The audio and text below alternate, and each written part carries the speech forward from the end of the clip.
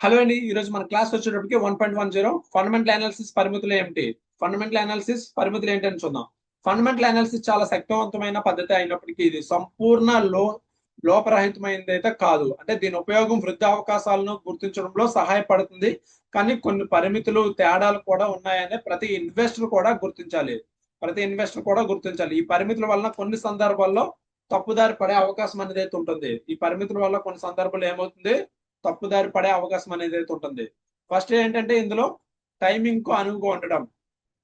Timing కు అనువుగా ఉండదు అంటే ఏంటి? ఫండమెంటల్ అనాలిసిస్ లో ఎక్కువ లాంగ్ టర్మ్ ఇన్వెస్ట్మెంట్ ఉపయోగపడుతుంది. సో ఇది షార్ట్ టర్మ్ లో స్టాక్ ధర ఎలా మారుతుందో అంచనా వేయడంలో సహాయపడదు. ఈ స్టాక్ ధర ఎలా మారుతుందో అంచనా వేయడంలో సహాయపడదు. అండ్ నెక్స్ట్ ఏంటంటే మార్కెట్ సెంటిమెంట్ వల్ల ఆ స్టాక్ అసలు విలువకు చేరకపోవచ్చు. భవిష్యత్తును ఖచ్చితంగా అంచనా అయితే వేయలేము. అంటే ఎంతగా విశ్లేషించినా మార్కెట్ మరియు బిజినెస్ పరిణామాలు ఎలా మారుతాయో ఎవరికి తెలియదు. ఒక్కోసారి బలమైన ఫండమెంటల్స్ ఉన్న కంపెనీ కూడా అనుకోకుండా నష్టాల్లోకి వెళ్లే ప్రమాదం అనేది అయితే ఉంటుంది. ఎగ్జాంపుల్ కరోనా సమయంలో జరిగిన మార్పులు. అండ్ నెక్స్ట్ మనం చూడాల్సింది ఏంటంటే డేటా పైన ఆధారపడటం. అంటే ఫండమెంటల్ అనాలిసిస్ పూర్తిగా కంపెనీలు విడుదల చేసే డేటా ఆధారంగా పనిచేస్తుంది. కానీ డేటా అస్పష్టంగా లేదా మ్యానిపులేట్ చేయబడినట్లయితే విశ్లేషణ తప్పుగా ఉండే అవకాశం అనేది అయితే ఉంటుంది. అండ్ ఫోర్త్ పాయింట్ వచ్చేటప్పటికి మార్కెట్ సెంటిమెంట్ ను పట్టుకోలేని లోపం ఏంటంటే మార్కెట్ లో ట్రేడింగ్ చాలా సందర్భంలో సెంటిమెంట్ వార్తలు ఊహల ఆధారంగా నడుస్తుంది.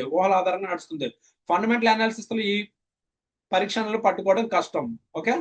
ఫిఫ్త్ పాయింట్ వచ్చేటప్పటికి ఎక్కువ సమయం, శ్రమ అవసరం. ఫండమెంటల్ అనాలిసిస్ లోతుగా చేయాలంటే సంవత్సరాల రిపోర్ట్లు, ఫైనాన్షియల్స్, పరిశ్రమ విశ్లేషణ అన్ని పరిశీలించాలి. ఇది సాధారణ ఇన్వెస్టర్ తో కొంచెం కష్టంగా అనేది అయితే ఉండవచ్చు. అండ్ నెక్స్ట్ సిక్స్త్ పాయింట్ వచ్చేటప్పటికి తగ్గిన ధర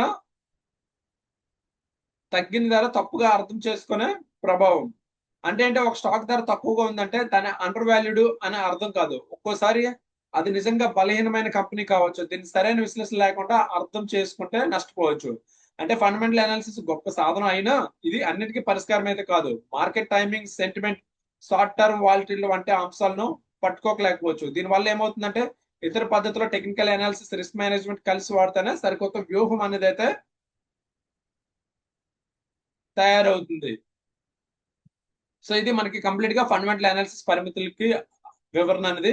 అండ్ ఫర్దర్ వచ్చే క్లాస్ ఇన్ డెప్త్ గా అయితే మనం మాట్లాడుకుందాం. Okay, thank you and bye.